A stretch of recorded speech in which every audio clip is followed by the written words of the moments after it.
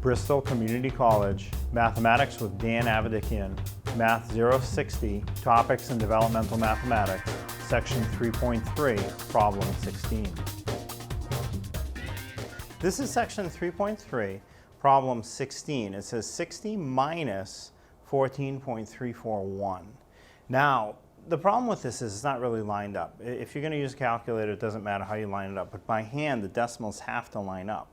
Now, the 60 doesn't have a decimal written, but it's assumed to be at the end of the 60. So one decimal is over here, and the other decimal is not directly beneath it.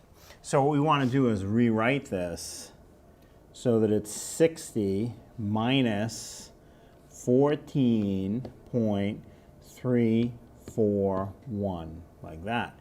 Now, put the decimal after the 60. Now I can start my subtraction. But to subtract, there's nothing really written after the 60, so you just fill in zeros. I have 3 digits under it, so I just put in 3 zeros, and now I can start subtracting. Now, as you subtract, you have 0 minus 1. The 0 is not big enough. We have to borrow. But now the next position to the left is also a 0. This is a problem. We have to go all the way to as far to the left as we have to go until we get a non-zero digit, which would be the 6. So let's borrow from the 6. We're going to cross off that 6, make it a 5, which can make the next 0 into a 10. We're going to borrow from that right away, make that a 9, which makes the next 0 over a 10. Borrow from that, which makes it a 9, which makes the next 0 over a 10. Borrow from that, that becomes a 9. And now, finally, the rightmost digit is a 10. Now we can start subtracting. So we have 10 minus 1 in the far right column, that's 9. Next column, 9 minus 4, that's 5. The next column over is 9 minus 3, which is 6.